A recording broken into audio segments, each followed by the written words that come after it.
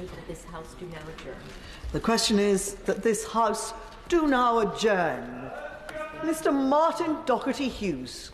Thank you, Madam Deputy Speaker. I didn't know it was that popular with members of the government backbenches. I think there may be... Thank you. Point of order. No, we're not having any of that. That is not fair. The honourable gentleman is popular, and it's very good that there are so many people here to listen to him. We'll tell him later why. Martin Doherty-Hughes. Thank you, Madam Deputy Speaker. I'm very grateful for the opportunity that Mr Speaker has given to raise an issue that I think we can all agree deserves wider attention and scrutiny. And I don't think I've ever done an adjournment debate on a Wednesday, or one so well attended, I have to say. And I don't think I've ever done an adjournment. I'm so glad I have to be would be actually done relatively a decent hour, because I do know there's something happening after this adjournment debate within this very chamber.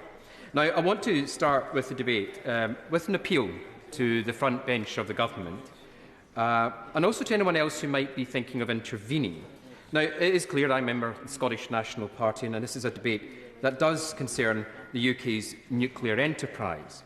On this level, I think it might be fairly predictable, but I hope in preparing for this debate that the Minister, I hope, has left all the kind of customary, usual stuff reserved for SNP MPs discussing the nuclear weapons in this place. I do hope he's left them at home or in the MOD, because it may be tempting to play to our bases in terms of this debate and to paint this as yet another, forgive me for saying it, Madam Deputy Speaker, and close to Burns night, haggis-munching, bust bagpipe whinging again. But I hope we can all agree the trigger for this debate was some very serious allegations from a senior official. And I think people across these islands who live beside or in the vicinity of nuclear-regulated sites deserve to hear a response to these allegations. And also glad to see the Shadow Secretary of State is in his position as well. Not right now, but if you just allow me for a moment. Now, I have to say I'm going to set aside my own and my party's well-known and understood standpoint on the morality and utility of the nuclear enterprise to focus on the specifics of the allegations made in the blog of the 30th December by a well-known former adviser, Dominic Cummings. And I hope that the Minister will reciprocate and show the House the respect it deserves. And as another small caveat, let me make it clear from the outset that I understand, Madam Deputy Speaker, three things about Dominic Cummings. That he certainly has his own well-published agenda when it comes to issues around the civil service, especially around civil service reform, that he is demonstrably not as clever as he actually thinks, and finally, that he has also been known to present dead-cat arguments as a distraction from his own shortcomings. In this instance, that the Prime Minister chose not to rehire him as an adviser. I'll give way to my right honourable. I thank the honourable gentleman for giving way. The honourable gentleman and I will have different opinions about nuclear ability, and I believe we should have it. The honourable gentleman says no, but on this issue I think we agree in relation to safety. Does the honourable member not recognise that our need for nuclear defence is imperative to the security of this nation to fulfil international obligations, and yet this cannot be achieved without substantial investment? However, this is not optional. The money must be found, and found now, to ensure nuclear safety, but equally important, nuclear ability. My answer to the honourable gentleman is he might as well stay for the rest of the adjournment debate to find out my point on that. I have to say about Mr Cummings' former role and the nature of the allegations, Madam Deputy Speaker, he made such that it is frankly bizarre, at least from my perspective, that the only attempt to scrutinise them is not in front of a parliamentary committee, but in what, frankly, is usually the graveyard spot of parliamentary business. Parliament, I would say, Madam Deputy Speaker, I guess, is sovereign in everything apart from the nuclear enterprise.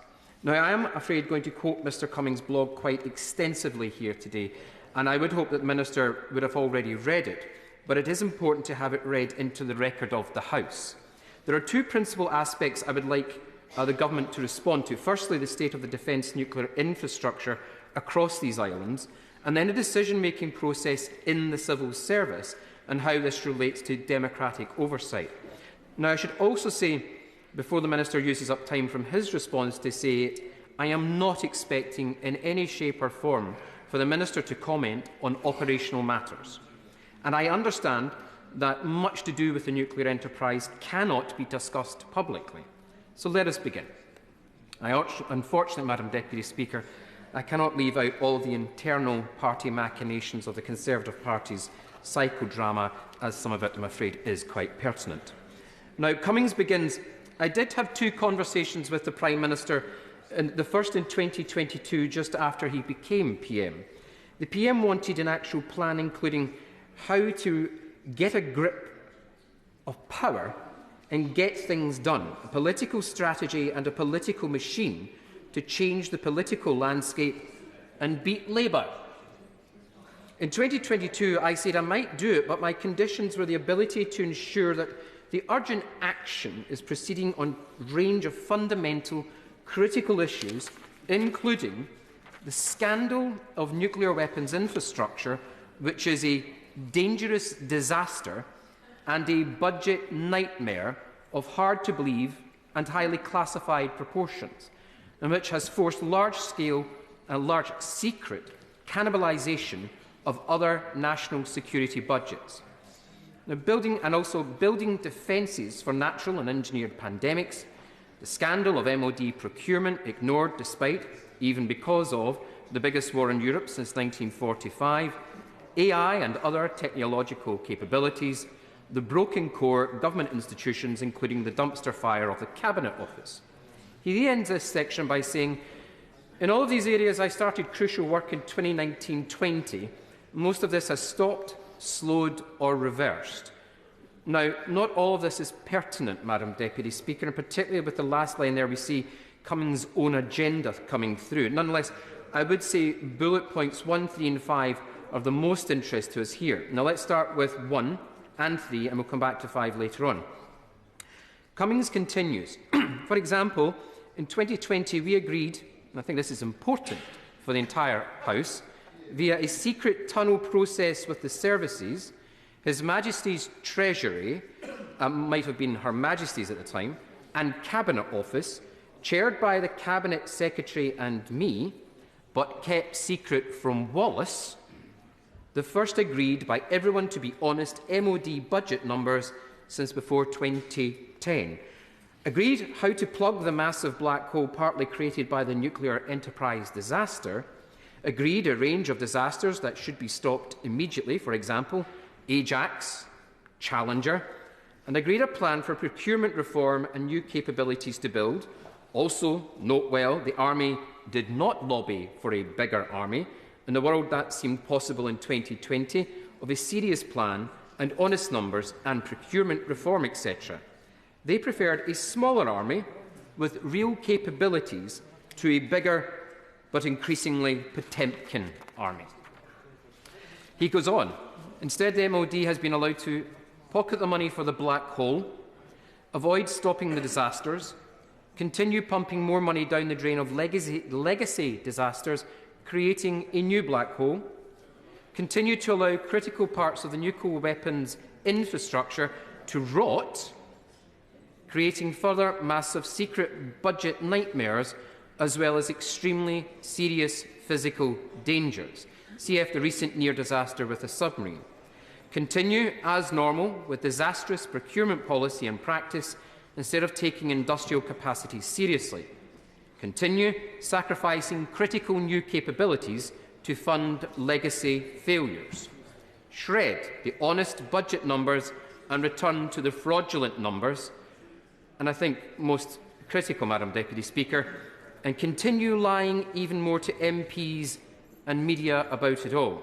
So let me repeat myself, Madam Deputy Speaker. I do not expect the Minister to comment on operational matters or give away classified information. But can we at least agree these are serious allegations of both a specific and more general matter? Specifically, when summing up, I wonder if the Minister can comment on the suggestion that the nuclear enterprise is causing the large secret cannibalisation of other national secret budgets. To add a little bit of context, and while it should be tempting to pass this off as a ranting of a former jilted senior adviser, this tallies actually with a lot of what we've heard from recent National Audit Office reports. Now, the last Audit Office report received just in December not only revealed the plan was unaffordable, that the MOD acknowledged this fact, that this funding gauge could range between, or gap should I say, could range between 7.6 and 29.8 billion, but that the nuclear and Royal Navy costs show the greatest increase compared with 2022.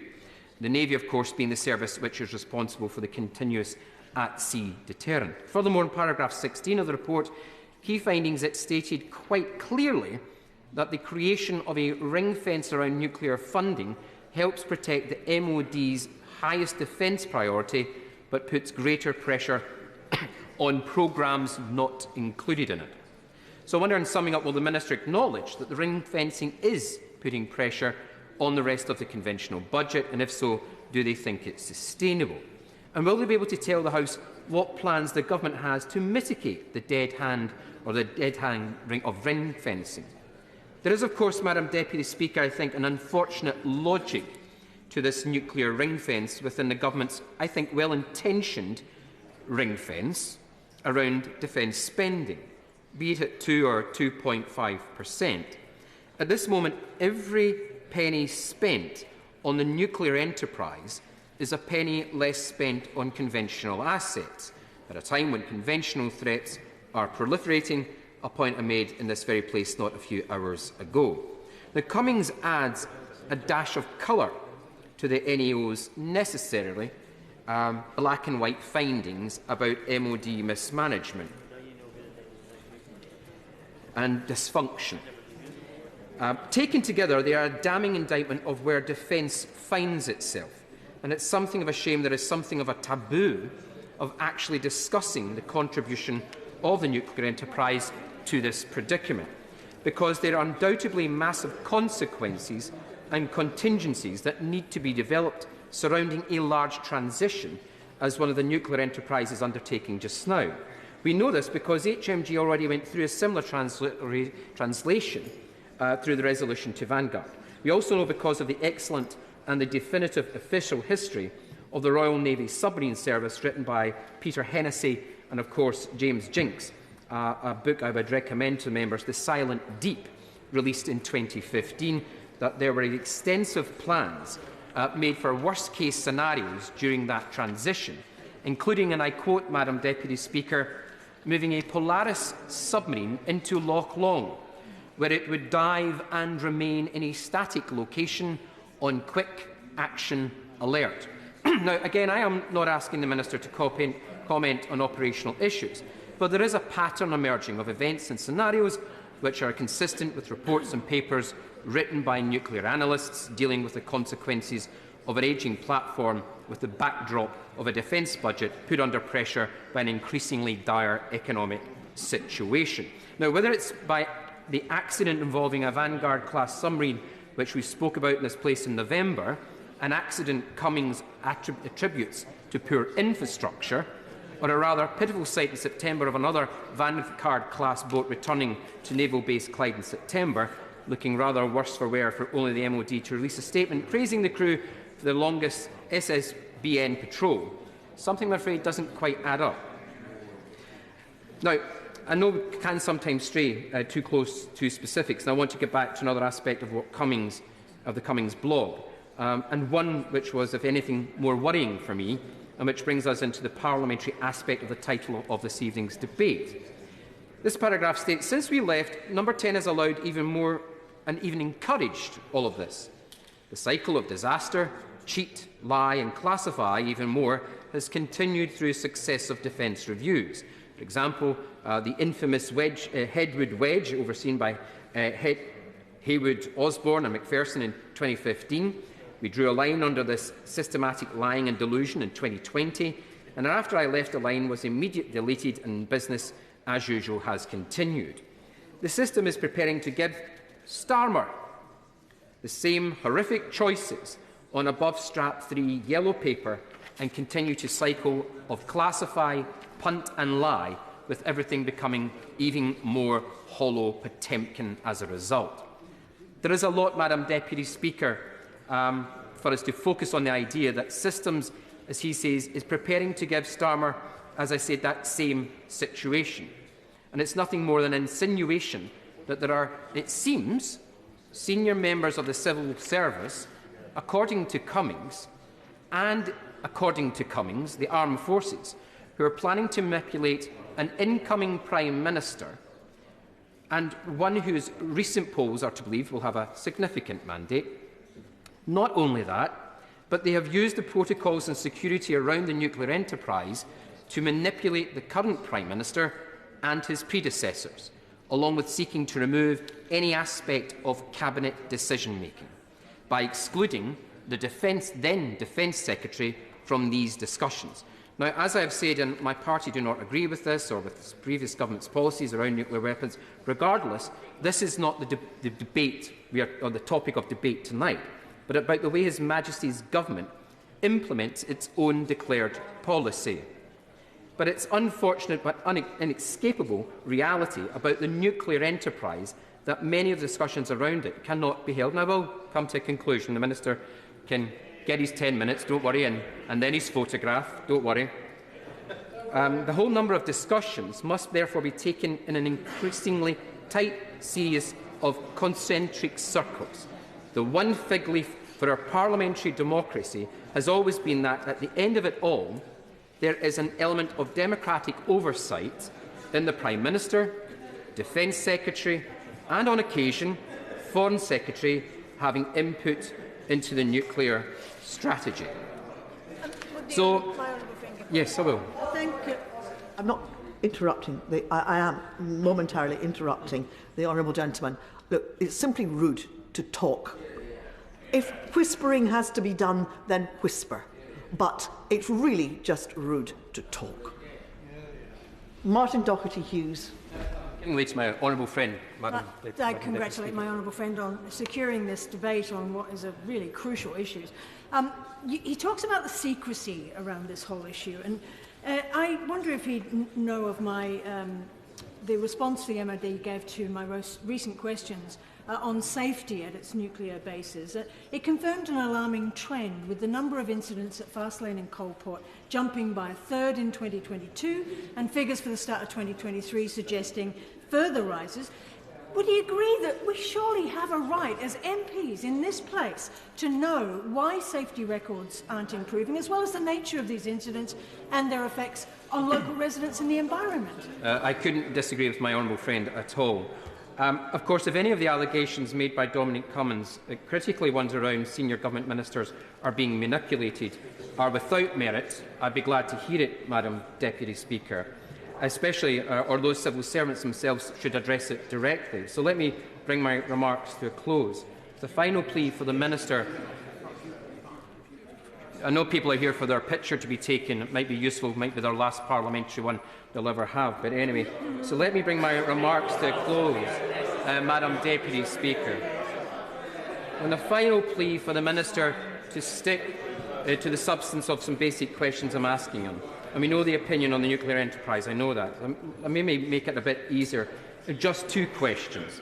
If they don't want to address anything else that I've actually said, can the Government advise what it's doing to ensure that the nuclear enterprise does not continue to exert undue pressure on the rest of the defence budget? And what safeguards are there to ensure that there remains a robust and genuine democratic oversight of all aspects of that enterprise? Minister James Cartledge. Thank you, Madam Deputy Speaker. And I congratulate the honourable gentleman for bringing this important debate this evening, Madam Deputy Speaker. It is true that we differ fundamentally on the issue of the deterrent, and indeed there is such passion and commitment to it on this side that we have a fantastic turnout this evening, Madam Deputy Speaker. The key theme of his speech is about parliamentary scrutiny, and I quote, he said, "Parliament is sovereign everywhere except in the nuclear deterrent." Well, I'll just remind him that when my right honourable friend became Prime Minister in 2016, one of the first key votes in this House was on the renewal of Trident, and the majority was 355 in favour. So, Madam Deputy Speaker, to be clear, the UK's independent nuclear deterrent is a matter of the highest priority for this government, as I say, borne out by the support from the backbenches today, and I welcome the opportunity to set out our approach and policies in this area. Our continuous at-sea nuclear deterrent is the cornerstone of our national defences and central to the government's national security strategy. We place the utmost importance on the upkeep of all of our nuclear defence infrastructure and its upgrades. Yes. To be clear, HMNB Clyde has an establishment management plan with a 40-year horizon that covers both the Faslane and Coulport sites, and the government seeks to be as transparent as possible about our nuclear defence infrastructure within obvious national security constraints. I'm going to take one intervention from the Honourable Lady. The Minister talks about transparency, but in 2017, the publication of the annual reports of the Defence Nuclear Safety Regulator, the MOD's internal watchdog, was stopped under his government. Why was that? Well, I have to say to the Honourable Lady, I've enjoyed the fact that she's tabled a number of written questions on these matters, and I have always answered them as transparently as possible, setting out the full facts, and we will continue to do so. Indeed, the very point of being here is that we are transparent in Parliament about our deterrent. So we engage fully with Parliament, including the Defence and Scottish Affairs Committees, and we will continue to do so. We annually publish transparency data for all major defence programmes, including nuclear infrastructure, and in line with industry good practice, our nuclear sites have well-established and transparent systems for raising what are known in the industry as nuclear site event reports, which the Honourable Lady has asked a number of written questions about. This open documentation of human error, procedural or documentation failings and equipment issues provides the strongest illustration of our commitment to transparency. More importantly, it fosters a culture of continual improvement and enhances the rigour of our collective approach to safety. Madam Deputy Speaker, the safety of our nuclear defence infrastructure is paramount. Our nuclear establishments fully adhere to current... I don't want to interrupt the Minister. I've said this before, but everybody seems to think it's funny to ignore it. It's fine to whisper if you need to communicate with one another, but it's just simply rude to talk at the top of your voice so that I can hear what people are saying on the back benches and I can't hear the Minister. It's just not right, and it's just simply discourteous. Minister. I think they're very enthused, Madam Deputy Speaker. Our nuclear establishments fully adhere to current regulatory and operational requirements, and they are subject to a painstaking programme of maintenance by highly trained experts. And to ensure their reliability and safety far into the future, we are carrying out a £1.4 billion upgrade of our nuclear facilities at HMNB Clyde. This will ensure they are ready to receive the next generation Dreadnought class of submarines. And as colleagues would expect, all these improvements are being made in line with current and foreseeable future regulatory requirements. To conclude, Madam Deputy Speaker, we can't look after our nuclear infrastructure without highly trained people, and to support our future submarine programmes, we're investing around £200 million in world-class training for our current and future submariners. The Government has robust maintenance programmes in place to deal with some of the challenges to non-nuclear infrastructure at HMB Clyde, and we will continue to do everything we can to ensure our nuclear deterrent infrastructure both keeps us safe and continues to adhere to the most stringent safety and regulatory standards. The question is that this House do now adjourn. As members of that opinion say aye. Aye. On the contrary, no, I think the ayes have it. The ayes have it. Order. Order.